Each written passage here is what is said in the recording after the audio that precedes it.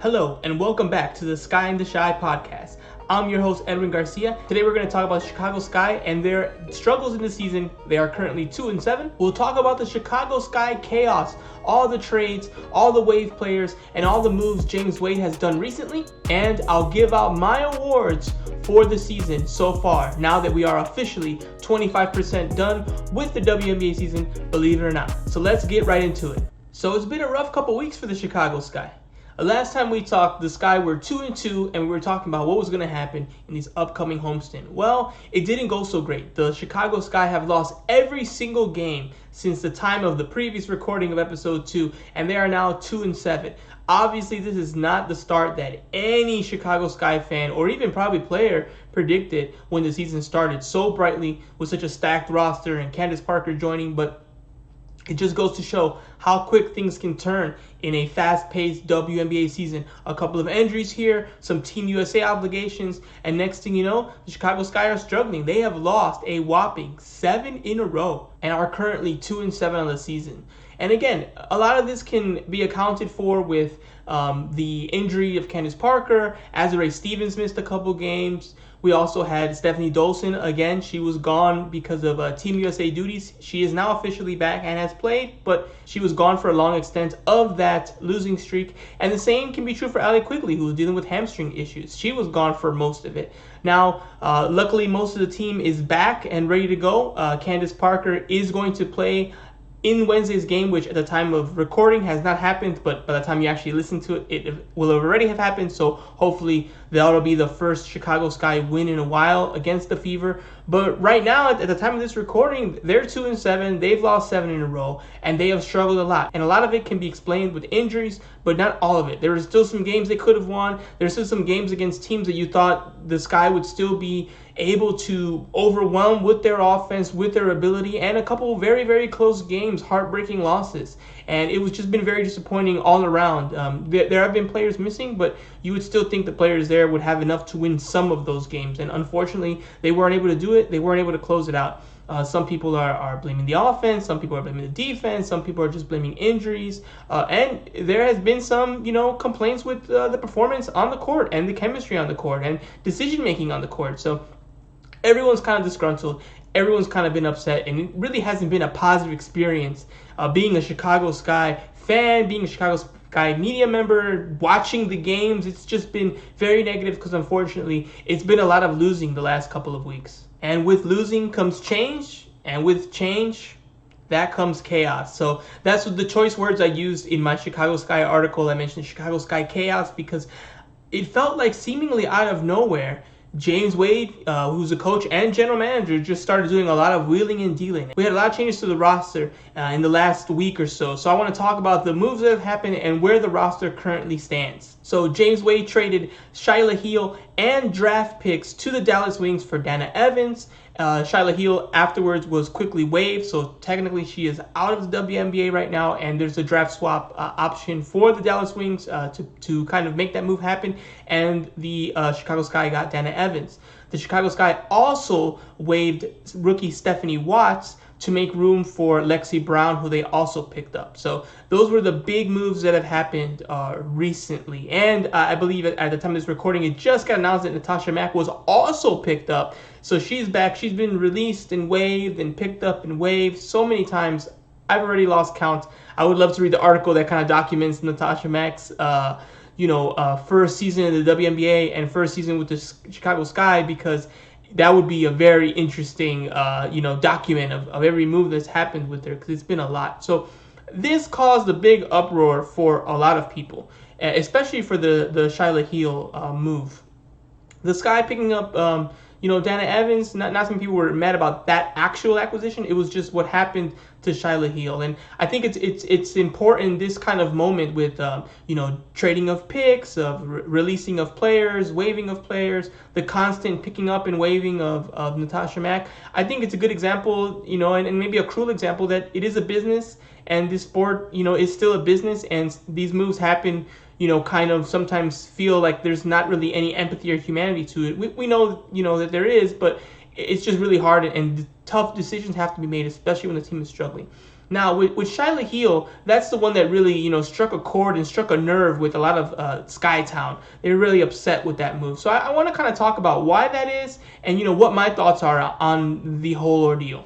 Now, again, with Shyla Heel, I mentioned it, I think in podcast episode 1, I mentioned that some people were talking about Shyla Heel is the backup point guard for Courtney Vander. And I immediately, kind of threw my, suspicions on that because I didn't see that kind of talent or that kind of level immediately to be the backup for Courtney Vander, a all-star point guard, a legend veteran for the team that's, pursuing a championship. I just thought that was a bit too much for Shyla Heel initially. And I mentioned in that podcast that I haven't watched a lot of Shyla Heel play. A few clips here, a few clips there. It's tough to get film, tough to get tape. She played over in Australia, and there's just not that much data. So it's not like I've watched everything about her or know everything about her game. But from what I saw, I did not see a player who today could just jump in and play a significant role on a championship contending team. And I said then, so I said on that podcast that I think, she can maybe give you 5-10 minutes. That's about it. It'll have to be a by committee thing on the backup situation. Maybe she can give you that shift or two, and maybe Candace Parker can take over the role. Maybe other players, other guards even can kind of play that position, or, can at least take the responsibility, and Courtney can kind of almost play shooting guard for a few minutes here and there when she needs rest from, the rigors of running an offense. And it seems like that was kind of against what I heard a lot of other media members say of what they thought of Shyla Heel. And it seems like that's also something that James Wade was surprised by because, when he made this trade and traded Shyla Heel for Dana Evans to the Dallas Wings, that was one thing he mentioned, that he needed a veteran point guard, that he needed a point guard who can compete now, and that he liked everything about Shyla Heel, but she's just not ready and isn't prepared for this situation. And my answer was, duh. I knew this the minute you drafted her. I thought you were okay with that. Clearly you weren't, and either that's because of the losing, maybe you're really surprised and didn't think that, thought she could learn quicker. I just really didn't understand the surprise. I understand other people not thinking that, but, you're James Wade. I thought you knew that. I knew that immediately. So I was kind of surprised that he didn't know that or didn't realize that. Maybe wishful thinking. Maybe he was hoping, she'd be better. But, I always told everyone I just did not see Shyla Heel being that kind of player immediately. Maybe in a year or two, but it wasn't going to happen. Not to mention all the things that kind of made her situation harder. The visa situations, the trouble with coming to America during a time of COVID and getting approved, and she wasn't in training camp. She wasn't exactly built for success. And then with the injuries, her role increased, and she's already not ready for the role she's being given, much less more responsibility. It was all kind of, she wasn't built in any type of way to succeed, which is unfortunate for her. And it was just a bit frustrating, I think, to a lot of the fan base because it just felt like that doesn't make any sense. She only played in a couple games for a couple minutes, and now she's just out of the league, and she went through a lot of trouble to be here. Going through the COVID protocols, going through visas and all those things just to get here, play a handful of minutes in a couple of games, and now she's just gone. People were upset by that. I understand it. It's the tough decisions a coach and a general manager have to make, but the rationale I don't understand because to me it was crystal clear she wasn't ready for that, and I just don't understand how that wasn't clear for James Wade, and that's for me the frustrating part. But you can also look at it and give James Wade tremendous credit. He could have just dug his heels and said, I'm going to keep Shyla Heel even though she clearly can't perform at the level that I need for the role, and just said, hey, I'm not going to admit that I was wrong on a draft pick from this year and just say, hey, I'm going to stick with her and at least show that it wasn't a mistake. It does take courage to admit you're wrong, and I think by making this move, he is admitting that he is in fact wrong. Shyla Heel was not ready to be a Chicago Sky player. You drafted her to play for the Chicago Sky. If after a handful of games she cannot play for the Chicago Sky, that's an indictment on the draft pick and how you assessing the talent for the pick and utilizing it for your system. I understand injuries happen, but it's only been a couple of games. I think it's bigger than that, and I think he's made that clear with his comments and with the moves. Actions speak louder than words, and even the words kind of speak to that effect. So, do you give him a compliment because he was able to swallow his pride and say, hey, I made a mistake, let me correct it? or are you mad because he made the mistake to begin with? And again, I think a lot of people were just very emotional about Shiloh Hill. Skytown's a great community, great fan base, one of the best in sports, period. And they don't like to see players kind of not get a fair shake or not, get the opportunity to do what they could do. And I don't think anyone can say, hey, we saw all of Shiloh Hill. She got a fair shot. I don't think anyone thought that. It's unfortunate, and it is a sport sometimes, but that doesn't make it false that this was an unfair situation for her. And now she's, I think going back to Australia, and her whole life got turned upside down for nothing, right? She got drafted, all those good moments, had to struggle to come here to the States to play for the team, a couple games and goodbye, and now she's got to figure out her life, and that's not fair. And you could have avoided all that by not making the mistake of drafting her. That would have saved you a lot of grief. And you wouldn't have to, trade picks to get Dana Evans. You could have actually just drafted Dana Evans. She was drafted 13th, and in the current draft we just had, and Shiloh Hill was drafted 8th. So again, more kind of head scratching moments. It's like you could have just drafted her 8th and not have to have done that. So it just doesn't make any sense. And again, it's James Wade, I think, acknowledging that, hey, he made a mistake and he has to fix it because he's the coach, he's the general manager. The team's 2-7 now, and things have to change. So it's a tough situation. Again, I don't think anyone's really happy about it, but mixed emotions on one, if it was the right move, and two, even if it is the right move, why didn't you notice these things before you drafted Shiloh Hill? So that's the situation with Shiloh Hill. Dana Evans is now on the team. And hopefully she'll be performing well for this guy. Again, they need a veteran guard, so hopefully they got one, and hopefully they got a productive one, because it's true. Shiloh Hill wasn't playing too great in the limited time she had, so hopefully Dana Evans can do better. Stephanie Watts was also waived, and that was another move that was made to make room for Lexi Brown. Another good guard, another veteran guard that can come in and contribute to the team immediately. Now, again, people were also mad about this move because Lexi Brown was a player who was part of the training camp roster. So a lot of people, and when she was waived, a lot of people mentioned, why is she being waived? And I even saw tweets, I can't pull them up because, they were from so long ago. Maybe in the future I'll start favoring things that I think might be come in handy later. But people tweeted things to the effect of, why are they not picking up Lexi Brown? Wow, they must really believe in Shiloh Hill. And I remember looking at those tweets and I was like, I definitely think Lexi Brown is better, but maybe, that's his rookie, so he's going to roll with his rookie and, develop them. Obviously, that didn't happen. So, again, another head scratcher. If you knew you needed Lexi Brown, why didn't you could have just picked her up and, cut someone else earlier. It seems, again, a lot of overcorrection, a lot of recorrections, so you made the wrong move and calling them out and calling James Wade and the Chicago Sky organization out on those. I saw conversations on they need to have, better draft work and James Wade needs an assistant and they need to spend more money in these departments. And it's been, again, a lot of ugliness, a lot of negativity with the team, which is, it's rightfully so. I think these were extreme moves and they were made because of losses. And these were all moves that could have been avoided. You could have avoided this move by simply drafting Dana Evans and not cutting Lexi Brown. You could have just looked like you knew what you were doing. And now, it looks less like you know what you're doing because you can see the paths of mistakes and the corrections you had to do to get those decisions right to begin with. And, there's been just a lot of frustration with that. But at the end of the day, James Wade has to live with those decisions.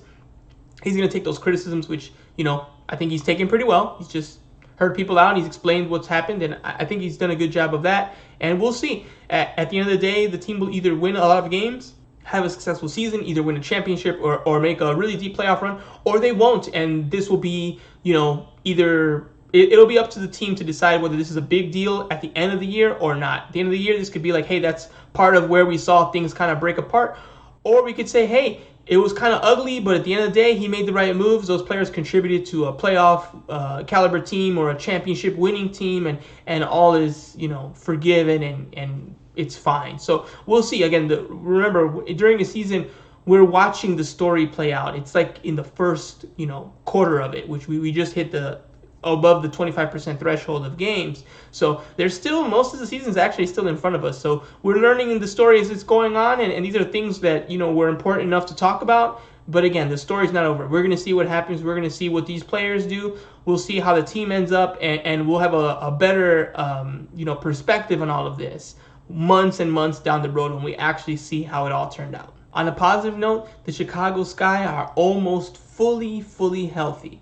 At the time of this recording, it looks like Candace Parker will play against the Indiana Fever, which means I think there'll be no players on the injury report or no players out due to injury against the Indiana Fever, who the Sky play tonight, which is Wednesday. So that's very exciting. It's been a long time since the injury report was completely clean, so we're just about there, and hopefully Candace Parker does play, and the team has everyone available, which has not happened in a very long time. Again, Candace Parker has been out for weeks and weeks due to her ankle injury. She's her ankle early in the season, and she hasn't played. Allie Quigley has already returned from her hamstring injury. She looks like she's not 100% healthy in my opinion from what I've seen, but she's pretty close, and I think she's kind of working herself into game shape. So it's been definitely positive seeing her play, and I think in another 2-3 games, hopefully she's back up to speed and playing at her normal all-star level self. And again, Stephanie Dawson came back. She came back and has earned her earned Team USA's. She came back from Team USA responsibilities and was able to help Team USA qualify for the Olympics in the 3-on-3 tournament, which is amazing. Congratulations, Stephanie Dawson. She did a great job. She's back and she's playing with the team now. So again, she wasn't out due to injury, just out due to Team USA obligations. But it's been great to see her back, and hopefully having her back in the lineup, in the starting lineup, contributing will help right the ship here with all the losses the Sky have been suffering from. And we're going to see. So a lot of people have mentioned as well that the Sky are struggling, but you can kind of, again, putting the context to it. They're struggling, but it's because they don't have their main players. They're missing 2, 3, 4 players, and on a roster that only has 11 because salary cap issues don't allow 12. Missing 3 or 4 key players, especially starting players. Your starting center, your starting forward, your first player off the bench. These are not, just like bottom of the, of the roster players. These are players at the top of the roster, and missing those players damages you tremendously. And that's another factor that people have been mentioning. So we're going to see, now that they're back, will they ultimately, show that, hey, the reason they've been losing this much is they've just been shorthanded, bring back the stars, and they'll be okay? Or are the problems the Sky are facing bigger than that, and they will not be solved even with adding starters and superstar caliber players? Because I didn't like how people talked about MVPs and sixth woman and defensive player of the year. It always felt like at the beginning it was too early to talk about, and it was just, you needed kind of permission for when can we start having these conversations. And whenever anyone tells me it's too early in the season, my rebuttal is always like, okay, well, when is it not too early? And of course, no one can give me an answer because it's just kind of a feel. So I'm like, well, since we don't know, how about we just break it down into quarters? I think that's fair. First quarter, second quarter, third quarter, fourth quarter. Eventually, everyone will be thinking the way I'm thinking in terms of like, okay, they're all having the conversation, but I've been having it throughout and kind of periodically checking on it and seeing where it's at, and I'm doing it based on the number of games left. So I think that's pretty fair. So we've already passed, at the time of this recording, the Sky are 2-7, which is 9 games, and we need 8 games to be past the first quarter. So we're officially past the first quarter of the season, and I want to give out my awards for the season so far. Okay, so again, I base my kind of opinion on just on, the feel of the game, looking at the stats, and just thinking of who's really made the biggest impact in each scenario. So, that's pretty much how I assess it, and I want to break down all my picks here, and hopefully you agree with some of them, maybe you disagree with some of them, and we can talk about it. So I think the first quarter is always the most controversial because there's such little data. The longer we get into it, the more information we have, and the more clearer, I think, our understandings of the team and who is what on the team, will develop. So bear with me. It's only been 8 games, but hey, that's how we start. 8 games, then we'll do the mid, then we'll do the 3 quarters, and then of course end of the season we'll see. I won't, if the Sky make the playoffs, I won't give out the awards at the end of the season. I'll actually do it at the literal end of the season, whenever that is. So keep that in mind. Unlike the WNBA and the NBA, which just give out the season awards based on the regular season, I do add the context of the playoffs because I think that matters, and I can actually add it because this is my award show, so no one can tell me that I can't do that. So yeah, the last one will be at the official end of the season. Hopefully it's not at the end of the regular season. Hopefully the Chicago Sky are playing off-season playoff basketball and we can enjoy that. But anyway, let's get into it and let's see how angry I make all of you. All right, let's do it. So my MVP is Candace Parker. I know she's literally barely played. I believe she's only played in the first game. So bear with me, but it's most valuable. And I think from how the team performed in that early game and how they're performing now, I think you see the considerable value she provides. And we'll see on Wednesday when she plays with the Fever, or against the Fever actually, how valuable she is. And I think she'll show that she's definitely the most valuable player. She's also still was dominant in that game. She had 16 points, 8 rebounds, a plus minus of 19. I'm not a big fan of plus minus, but I think in a game where the Sky won in a blowout, she was, a clear example as to why they did that. And I think, the fact that her absence kind of shows her value, right? Team looked great. She got hurt. They were able to manage one more game, and then all the losses have happened. And if she comes back with, the other core players and all of a sudden the team's back to championship contention, I think that shows a clear sign of how valuable she is and the difference between her being on the court and her not being on the court, how significant that is. So that's still my MVP despite the extremely small amount of data. I hope that Candace Parker will play all of the second, quarter of this season here and make it to the halfway point. Hopefully by then we have like 9 or 10 games with Candace Parker, which would be the majority of the season. If definitely knock on wood. I'll knock on some wood here. If she's injured for again or takes another big absence, I probably won't include her in MVP conversations because she just would have not played enough. Right now, I'm kind of giving her the benefit of the doubt because of the good work she did do in the game that she did play, and with how bad the team's played, I think it's fair to say that she's the most valuable player. Now, for my Defensive Player of the Year, so far, I'm again going to go with Candace Parker. I really like her athletic ability, her ability to switch on pick and rolls. She was dominant in the game that she did play in protecting the rim, being a good rim protector, getting blocks, getting steals. Again, a bit controversial, but I'm going to go with Candace Parker again for Defensive Player of the Year so far. Again, if she misses more games and that continues to be a trend, I'll probably take her out of consideration for these awards because it's just not fair if, half the season she's only played like 2 or 3 games. But so far, I'm going to give her the benefit of the doubt based, again, also on the performances I've seen and the performances of the other players as well. I haven't seen anybody really wow me defensively where I felt like they can get it over Candace Parker. I think Candace Parker is healthy in this second quarter. She's going to be the MVP of this team and the Defensive Player of the Year of this team. And so far, I'll still, give her those titles despite the fact that, she's played so little. My next award is for Most Improved. And to me, the most improved player on the team is Candace Parker. I'm just kidding. It's Ruthie Hebert. It's Ruthie Hebert for me. I had to just go in there and get that little jab in because I know some people are mad at all the Candace Parker talk. But, Ruthie Hebert's really stepped up. Again, kind of showing an example of, what could happen if Shyla Heal would stick around, which is you have that growth that second year. And so far in her second season with the Sky, she has been fantastic. She had such a difficult time in the bubble, didn't play much. When she played, she wasn't spectacular. Seemed a little bit lost on the schemes and where she needed to be, was kind of a little too weak defensively. I saw her, fall down a lot in the bubble, just kind of being like overpowered by other forwards. And this season, I'm not really seeing that at all. I'm seeing a player who's growing so much, a player who's virtually doubled their production in points, in assists, rebounds. Everything's kind of been doubled. Including minutes played, going from 14 minutes to 27 minutes. Now, a lot of that might have been forced due to the injuries, but she stepped up in that role, and she's actually looked like, hey, she has been able to handle more responsibility and play at a high level with that responsibility. She's been so good defensively. She's been so smart defensively.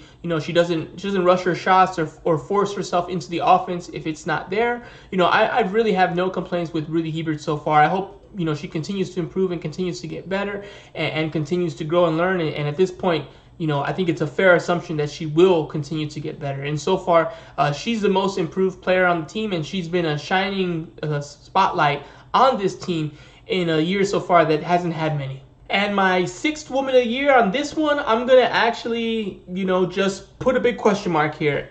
I don't have one. I really thought about it, and it was tough because I think the established starting lineup didn't actually play much.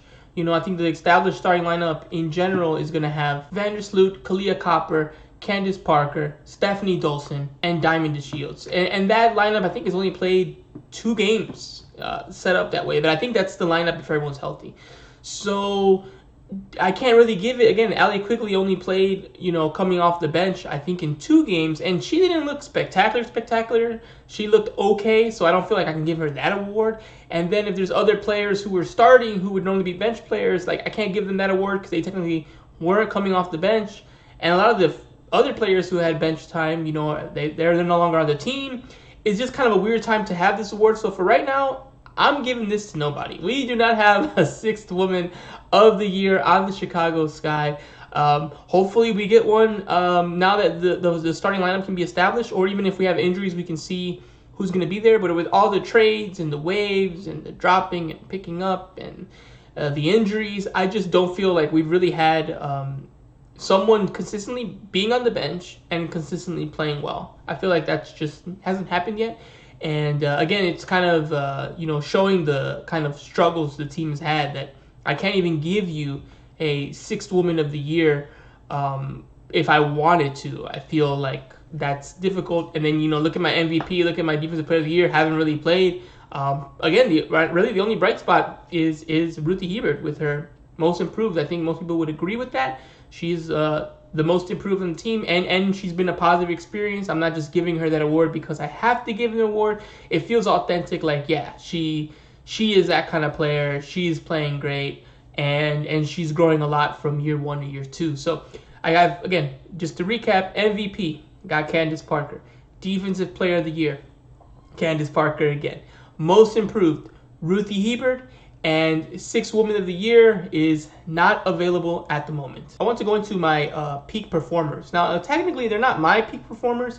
Peak performers is just the category for the player who is averaged the most points, averaged the most rebounds, and averaged the most assists. So it kind of shows who, those are the 3, dominant statistics we talk about. Points, rebounds, and assists. Those are like the main ones, the most popular ones. After that, it's probably, blocks and steals. And then, you start maybe getting into some of those, advanced analytics and which ones of those you value. I think as a society, we all value points, rebounds, and assists. So I think it's interesting to see who those peak performers are, because maybe they didn't win the awards that I just mentioned. Maybe they were not part of it. Or maybe they are, and it kind of reinforces that they should be there because look at how dominant they are in those big stats that we like to talk about. So here are the peak performers for this guy. Now, for this award, I did take Candace Parker out because if I include her, she would actually win a couple of them. And that I do think is unfair because it was still just like 1 game. And even though, I counted her for the other awards, I feel like the other players have proven their performance. And I don't know if she'll get the exact score, that she got. If that stands out, I think she's still going to be an MVP, still be a defensive player. But maybe her points are slightly under, or, her rebounds would be slightly under, and that would mean that a player that's right there, they should get it because they've proven it over time. So because I feel like this one would be a little bit unfair, I've taken her out, and again, comment away on what you think about those decisions I've made so far. Again, hopefully, as we get into the season, I won't have to make these kind of weird adjustments. I'll have a 6th woman of the year, and the MVP, DP of the year won't be as kind of controversial or hard to do because we'll have a little bit more data. All right, so excluding Candace Parker's performance, the peak performer in the points category is Kahleah Copper. She is averaging 14.6 points per game. And again, great story of Kahleah Copper just growing, and getting better and better every year. And now, look at her. She's the peak performer on the team, scoring more points than anybody. Okay, our peak performer in the rebounding category is Ruthie Hebert. Again, most improved, great player, shining star on the team, and she is averaging 7.7 rebounds per game. I do want to give an honorable mention to a student to fall because she has 7.6, so it's a 0.1 difference. Normally, even if they're close, I don't like to mention it because, hey, the peak performer is the peak performer, but we're talking about a very, very small difference between 7.7 and 7.6. So I wanted to give a Stu some love there because she's right there, and she's another player who's stepped up in the absence of other players, performed well, and has risen to the challenge of playing more minutes, in games early. And she's done a good job crashing the boards. Just about as good a job as Ruthie Hebert, missing it by 0.1. And our peak performer in the assist category is Courtney Vander. She is averaging 7.9 assists per game. No surprise there. She's the point guard. She's the point guard. She's been playing in all these games. She's been playing a lot of minutes, and she's been distributing the ball well and putting people in positions to score.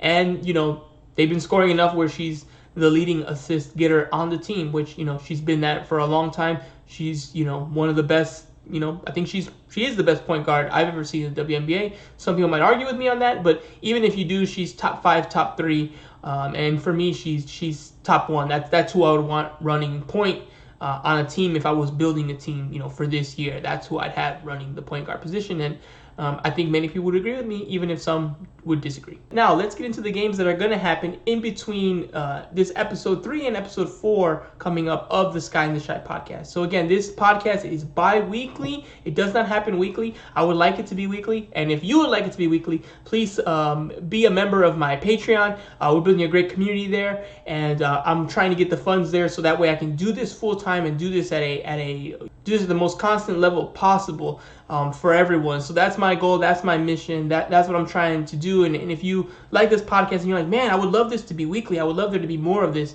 then the best way to make sure that happens is by becoming a member of my Patreon. You can support for as low as $1, and I'm telling you, every dollar makes a difference. So go ahead, get in there, become a patron. If you're at the $5 or higher tier, you get access to all YouTube videos early, so that's a nice little treat. And you get access to all the exclusive posts. I share all my articles there. Sometimes I share updates on what's going to happen next, what's coming up in the next couple of days. So you really get the inside track on all the news happening with the Chicago Sky if you're part of my Patreon. So I highly recommend it. I think it's the best way to help support me, besides obviously just watching, liking, subscribing. And if you don't have the means for right now to really commit to any type of payment, hey, no worries. Just like it, subscribe to the channel, listen to the podcast. I really do appreciate it. It really helps, it helps keep me fired up. It helps keep me going, keep me encouraged that, hey, look, everyone's liking this. This is something that people are really resonating with. Keep doing it. That's giving me almost as much fuel as the monetary part helps me with, keeping everything running and paying for the things I need to pay for, equipment I need to upgrade, domain names I need to pay for. There's a lot of different costs that go into doing this at the level that I'm doing this at. And if you like it and you want to support it, join the Patreon. And if you want it to go to the next level, definitely join the Patreon, because that's how I can, invest even more time, more resources, more money into what the production level of this is. And I'm really excited. It's just getting started, but again, we're just getting started, so this is only going to get bigger. So for now, it's a bi-monthly podcast, which means a lot of games are going to happen between the airing of this podcast and the next. So I want to talk about a few of those games and kind of where we are in the season and where we might be heading into that. So that next podcast will be around the week of June 20th to the 26th. During that week, a podcast will launch. So we'll be at or past the halfway point of the season. I think we'll be right before it, because I think I'll probably get that podcast out before the halfway point of the season. And for the Sky, the halfway point is June 24th. Once they play New York, they will be officially halfway done with the season. So that's going to be, the halfway point of the season, and we'll really have a better picture of where the Sky are. Hopefully they're near 500 at that point by, making a run here at these games. But it's going to be hard to do because that's not that many games. They'll pretty much have to kind of do the reverse of all these losing they've been doing. They have to go on a win streak and try to, salvage this first half and not be in such a big hole like they are now. Now, I did a video on my YouTube channel, so if you're listening to this podcast, definitely check out the YouTube channel. There's exclusive videos there. I do 2 videos a month on the Chicago Sky, not related to the podcast, so it's just kind of big topic ideas that make sense there. And I did one when the season started on my season predictions, and I had the Sky 11-5 at the halfway point. Obviously, that's already not possible because they're 2-7. So that shows you kind of how rough things are and how my predictions are going. They're not going good at all. So we'll see. Hopefully, they can get closer to that number. Obviously, like I said, it's mathematically impossible for them to be that good. by the halfway point. But hopefully they can go on a run here and they can get some wins, because they're going to need to get some wins to dig out of this 2-7 hole they're in. Best case scenario, they can be 9-7, but honestly, I would be good with something like 8-8. Drop a game here, but go on a run.